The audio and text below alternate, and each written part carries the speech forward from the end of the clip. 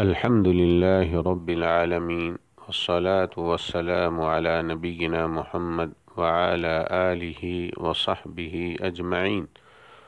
اللہ تعالیٰ نے حکم دیا ہے کہ اسی وحدہ لا شریک کی عبادت کی جائے، کیونکہ وہی خالق ہے، رازق ہے، منعم ہے، اور تمام اوقات و حالات میں اپنی مخلوق پر فضل و کرم فرمانے والا ہے۔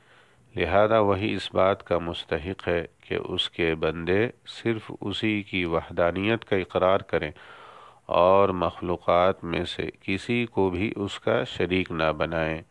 اللہ تعالیٰ کا فرمان ہے وَاعْبُدُوا اللَّهَ وَلَا تُشْرِكُوا بِهِ شَيْئًا، اور تم اللہ کی عبادت کرو اور اس کے ساتھ کسی کو شریک نہ ٹھہراؤ۔ سورہ النساء آیت نمبر 36۔ نبی اکرم صلی اللہ علیہ وسلم معاذ بن جبل رضی اللہ عنہ سے فرماتے ہیں اتدری ما حق اللہ علی العباد؟ قلت اللہ ورسولہ اعلم، قال يعبدوه ولا يشركوا به شيئا۔ اتدری ما حق العباد على الله اذا هم فعلوا ذلك؟ قلت اللہ ورسولہ اعلم، قال الا يعذبهم۔ اے معاذ، کیا تم جانتے ہو کہ اللہ کا بندوں پر کیا حق ہے؟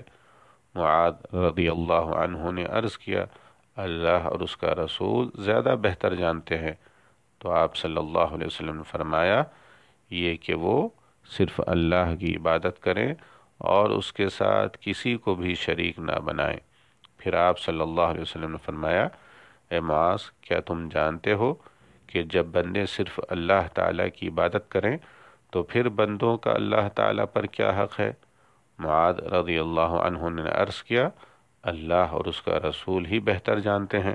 تو آپ صلی اللہ علیہ وسلم نے فرمایا وہ یہ ہے کہ اللہ تعالیٰ انہیں عذاب نہ دے۔